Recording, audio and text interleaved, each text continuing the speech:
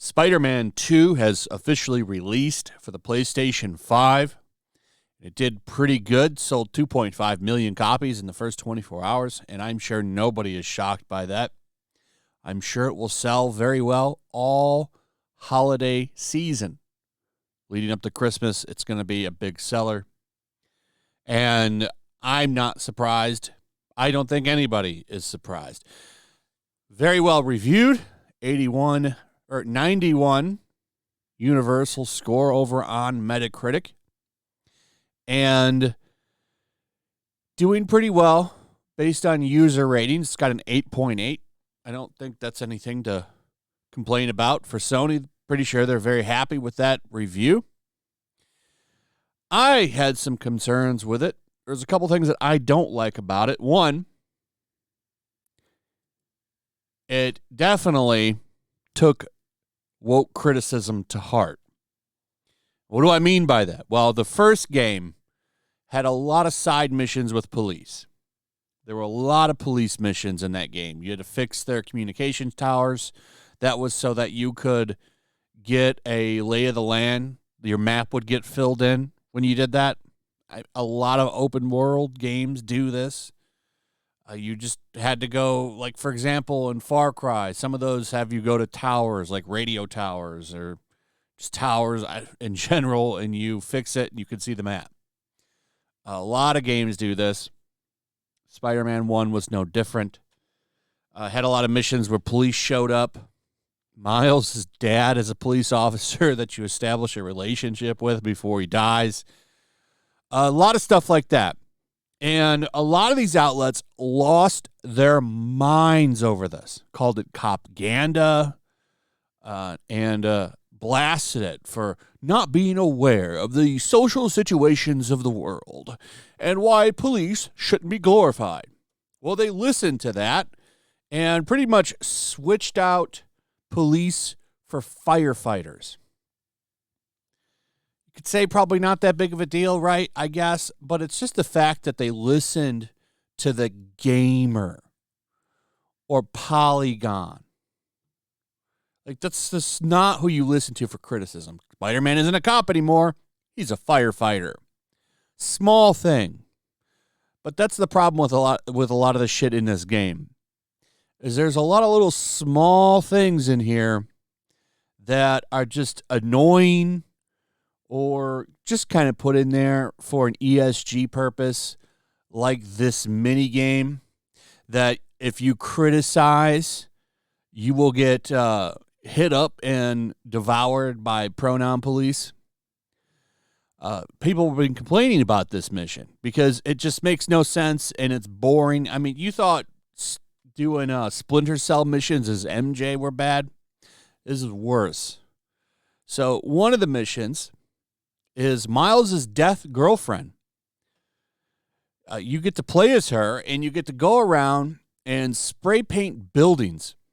And that also comes with muffled audio so that you can get the experience of being deaf as well. This is actual scene from the game.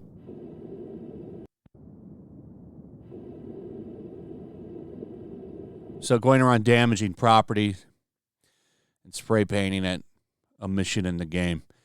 This was one of the worst part of the games that I've experienced yet. Awful mission. Really kind of pulls you out. And it's not just Miles' stuff. Some of Peter's shit sucks as well. I'm like 10 or so hours into the game. So maybe it's all good. I don't know. But little things like this. This is for sure an ESG mission because of what you do. You literally go around spray painting as a deaf woman and they mute the audio so that you get the experience of being deaf. I'm sure some people are going to leave comments and saying, I don't care. And that's fine. I'm just pointing out little gripes I have with this game. Like them bending the knee and pretty much removing all interaction with police in this game.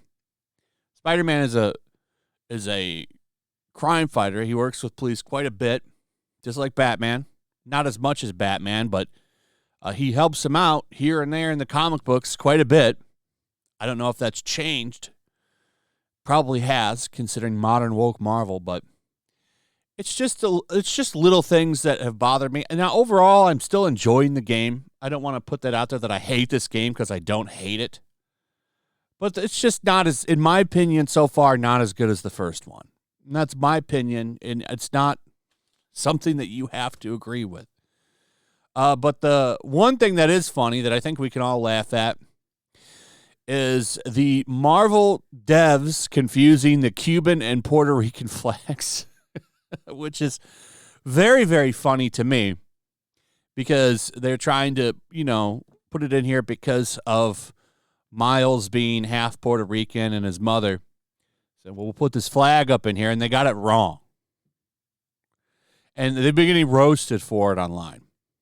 Multiple fans have noticed in the recent Marvel Spider-Man 2 video game that the Cuban flag was hanging outside of Miles Morales' apartment. The problem, his family is Puerto Rican. In the defense, they look similar, but you would think that's something you would want to get right. You would probably want to get that right. I'm surprised they're not getting eaten up over this. There's another problem, too, with this game, especially if you play it. If you play this game in Spanish, right, it uses gender-neutral Spanish to be inclusive. Now, in case you don't know, Spanish is a gendered language. They have multiple words for everything. A male and a female version of just about everything. It's impossible to really make that language work as gender neutral. A real quick way to explain this is they take Latinx and crank that shit up to 10. Social media users learn the alleged Spanish version of Marvel's Spider-Man 2 alters the Spanish language to be inclusive and to the point of being grammatically incorrect. The Twitter user shared a video of the alleged Spanish version of the game and started to break down why it makes no sense. This is from Learning the Law. Here is something interesting for Latinos. Spider-Man 2 has inclusive language. For those English speakers, this means it's spreading Latinx all over the game. Now you can predict what NPC has fatherless behavior. Spanish is a gendered language, meaning certain words are said differently depending on the gender of the person being spoken about. An example for non-Spanish users would be this word that I'm not even going to try to read. We're referring to a female entomologist. And for a male version, here's a more in-depth explanation for actual Spanish speakers. And if you want to read this, here you go. And here's some more stuff. So I think that they dabbled with it a little bit. The game is a little bit woke. Is it so woke that it ruins the game experience? No, because the gameplay is top-notch in it. The gameplay is actually better than the first one. I just would argue the story was better in the first one compared to this one. This one feels a little bloated because they have to jam stories from Miles and Peter in here. I actually enjoyed the second Spider-Man, the Miles one. Very short DLC game, but I would actually be okay with them giving Peter and Miles games. Like, it's just more Spider-Man gameplay, but they jam them both in here, and it makes the story kind of fall apart in some spots, in my opinion. But I can't give it a proper review number because I haven't finished it yet, and it'll probably be a long time till I do, but I like the first one better so far. But I don't hate this game, but it definitely was adding some woke stuff in here. Like this, for example. This is a big one. I really wonder how Spanish people feel about this. People that speak Spanish, how do you feel about this? Because a lot of Hispanics don't like this.